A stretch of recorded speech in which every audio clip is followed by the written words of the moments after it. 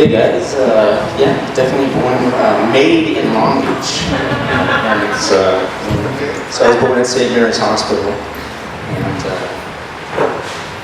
I'm gonna, since we don't have a slideshow, I'm a visual artist, so I have, you don't have to hold them up, you just send them around. Yeah. So yeah, I'm from Long Beach, and I went to Bryant Elementary School, and I went to Jefferson Junior High School. I went to Wilson High School, and I graduated in, I can't remember, so I'm not going to tell you that. Anyways, ever since I was a kid, I always wanted to create. I mean, I was always drawing and taking pictures, and I always loved movies, and I actually remember the first time that I realized that I wanted to make movies. That was what I wanted to do. And I remember in 4th grade, and this guy came to school and he brought a Super 8 camera so we could make it. And I remember I jumped right in, and I'm like, oh my God, we could do this, we could do that. And this guy's like, who's this little 4th grade little kid? And I'm just like, oh, we could block it like this, and we could, do a plan. And, right then I knew that I just wanted to, make movies and just create. So I always saw in pictures. I can't write for crap, which drives me crazy, but, at least get something. So, growing up in Long Beach was awesome. We had the long surfer hair and the puka shells and the big comb in your back, and you pulled out. During summer you'd go to Seal Beach, and we'd listen to Ozzy Osbourne Crazy Train and trying to pick up girls.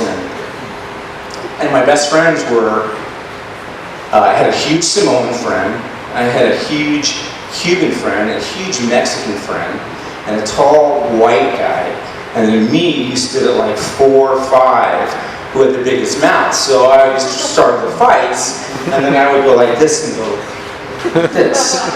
So anyway,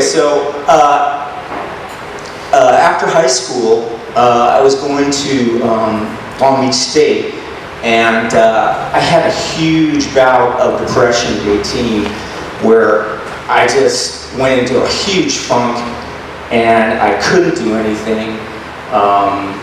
Just couldn't get out of bed. My whole existence was I had to jump on my bike because I had this 7 o'clock English class. So I'm riding up, and I go to English class, and my next class wasn't until 3 o'clock. So I bike home, and I watch Young and the Restless, and I go back to sleep. So I'm literally sleeping for 15 hours a day. So I flunked out of Long Beach State in 1986.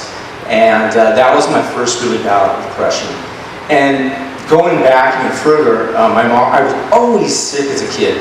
And my mom always said, there's something wrong. Like, something's going on. And I'll get back to that later. So in my early 20s, actually valet parked on Pine here. And I could tell plenty of stories about parking cars. But I won't do that. And I finally, around 22, I got accepted to Art Center Design Film School, which is up in Pasadena, and it's a pretty well-known school. And I was really looking forward to it because I'm going to go and do what I love. And the girl that I was dating at the time, she was at Pepperdine Law School. She's now my wife. And I'm finally getting my ass in gear, and I'm going. But things started getting really weird. I was having all these weird health issues. Like, one day there was something wrong with my eyes, where there was like this visual distortion. I'm like, what is going on? So, I'm telling my parents, something's really wrong here. And they're like, well, go see the doctor. And then I started having all this other crazy stuff where I just started throwing up for 2 weeks straight. And so I'm seeing all these doctors, and they're trying to figure out what's going on. I end up at community hospital, and they stick me in the oncology ward, which is obviously cancer. And so I'm on the oncology ward, and I had lost 15 pounds, and I'm just so sick, and they still don't know what's going on, and I'm scared as shit because, you know, I don't know what's going on. I'm 22 years old. To this day, I still cannot watch Wheel of Fortune because I was in the room, and at night, the people across the room, they were the worst Wheel of Fortune players of all time. But I couldn't yell out because, you know, they have cancer, and I'm like, it's an R, you idiot! You know, I'm like, so, even then, watching it today still brings me back, and that was 20-something years ago. And, you know, I was hallucinating and all these crazy things. I ended up moving back in with my parents, and if it wasn't for my parents, you know, I'd be dead. So 8 months later, I go to a rheumatologist, which they deal with autoimmune issues, and I was diagnosed with systemic lupus, which is an autoimmune disease that attacks the immune system, thinks all the healthy tissue is sick. So I laid on my parents' floor for 2 years, and I was on chemotherapy for 2 years. And my dream of going to school was kind of out the window, and by a miracle, my wife graduated, and she still wanted to get married to me, and so we got married, and I became the stay-at-home dad. And going back before I got married and became a stay-at-home dad, all I could do when I was in bed was, you know what, I need to create. I still wanted to create, so all I could do was paint, because all I could do was lay in bed. And so my mom got me watercolors and acrylics, and I was painting furiously because I was just so pissed off. Like, why is this happening? What's going on? So I was painting, and, you know, getting out the juices. And then when I, you know, like I said, I got married and I moved out, and I finally wanted to get back into imaging. So I turned to the camera. So I was doing all different kinds of, you know, using the camera and taking, you know, normal pictures as one would with a camera. But I always was kind of a rule breaker, right? You know, I would learn them, and I'm like, well, what if, you know, I had an old piece of crap camera, you know, what if you opened the shutter and you threw it up in the air and it landed on the ground, and, you know, what would that image look like? I don't know why, I guess I just struck a streak in my body, but, you know, and so all through that time I was experimenting, and I would like, I would stay up late at night because I was in so much freaking pain, and I was taking care of 2 kids who were now 17 and 15, which is just crazy. So they were 3 and 1, and I would stay up at night, and there was this one series where I would stick my face in the scanner, you know, a scanner which you know, scan documents, and I would do different crazy things, and I would mess with it in Photoshop, and these were kind of meditations on how I was dealing with what was happening to me, because I was really angry at the world for a long time. It took me a while to go over and say, you know what, it is what it is, and the greatest thing I will ever do is raise my kids and all that. And you know, art is secondary, but it's awesome. So I also did, like, this was way before digital, so I was taking a lot of slide film, and what I would do is I would do double exposures. And so I would take the slide film out manually, and I would put them together, and normally what I would do is I would take a picture, a close-up of something like a metal, piece of metal, or I would go through car washes and I would take pictures of my windshield. And then I would sandwich that with flowers, and they would kind of take on this abstract kind of duality, like you could kind of see what was going on, like those are flowers, sometimes and sometimes not. I have to tell this story. So 17 years ago, I met a guy named Rick Frausto, and he's the guy in the cap standing right behind the camera there. Great artist, he did this piece here, and he did the piece behind the bar. Amazing fountain sculpture artist. So he called me out of the blue, and he said, hey, I really love your work. Why don't you come over, and we'll hang out. And I'm like, cool. So at the time, my son was probably 8 months old, so I had him in the carrier. And he's living downtown here, I don't know, maybe on 3rd Street around there. And, you know, I come to his house, and I look at his stuff, and I'm just like, oh my God, this stuff's amazing, you know? And we hit it right off. We had a banter going right off. And my son was asleep, so I put him up in the corner here. And so we're talking, and he, you know, he's working on a piece. So, you know, we're talking about art and life and what we want to do. And he's working on 2 wires. And, because he does all the electrical too. So he's like, yeah, there's a really thing. And I see this flash come from his arm, and he goes, oh, damn. That's pretty good. That's pretty good. I mean, he literally probably felt hard than that, but I didn't want to hurt myself, so, but I did.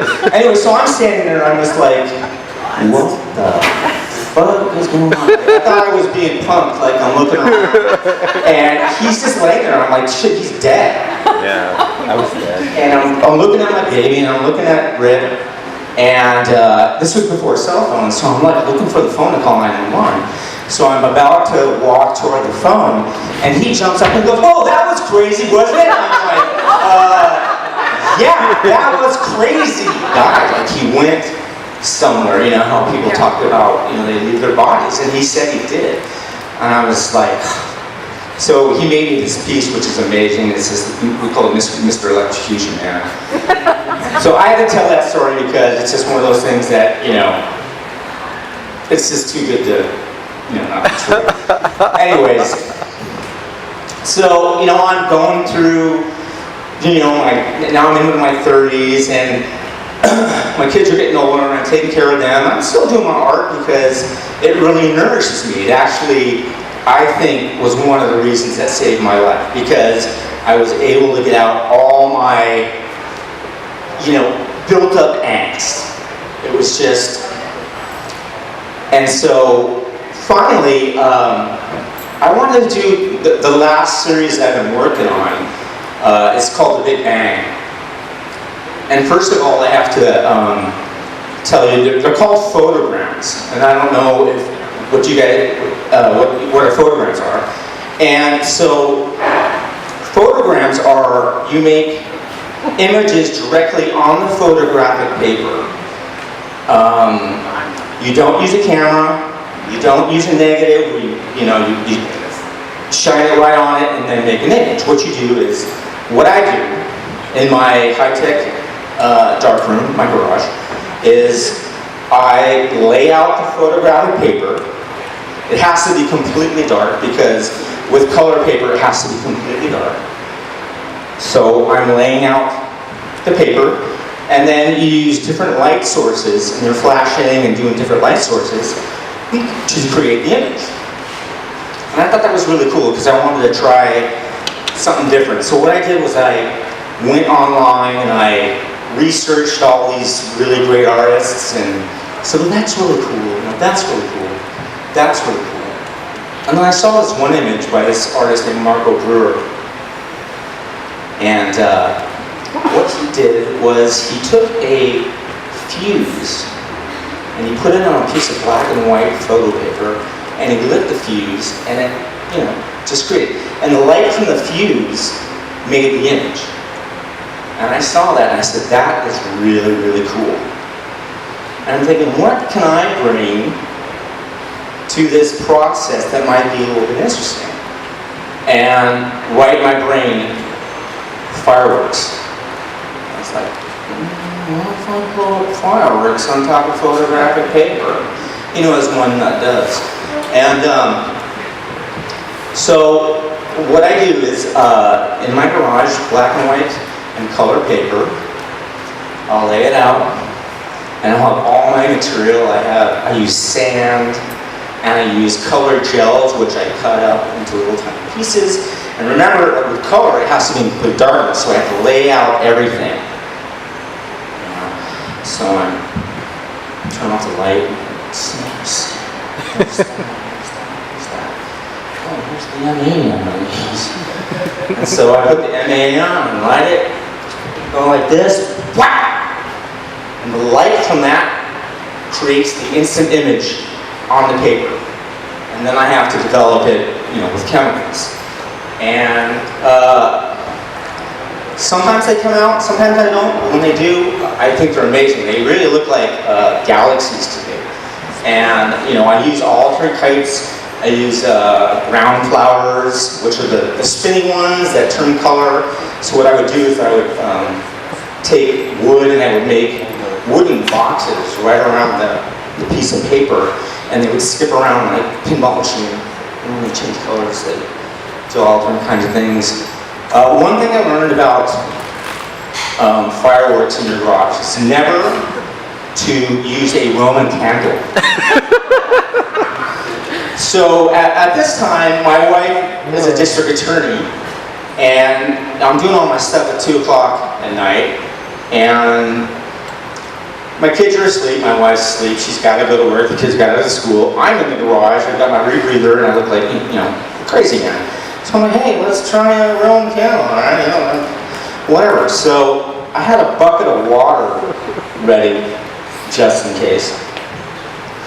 And I got my paper, and I light the Roman candle, and first ball hits the paper and skips off into the corner. I'm like, oh my God, I'm about to burn my garage down. So I'm running over there and I'm patting it down, but it's still lit. And I'm like, holy crap. So I stick it in the water thinking it's gonna, but it's still lit inside. And the second ball goes, boom! So now I'm soaking wet because it exploded the water all over. I had a possible fire in the corner. And I still have a lit Roman candle. So what I did is I just jam. And it finally went out. And let's just say I've never done that again. So, yeah, that's lately what I've been doing. I've been doing these big photograms called The Big Bang. And I think pretty soon I'm going to have a show here coming in August. So hopefully you guys will come down and check it out. And that's all I got. Good book, yeah. Anybody got some questions? Yes, sir. The bicyclist.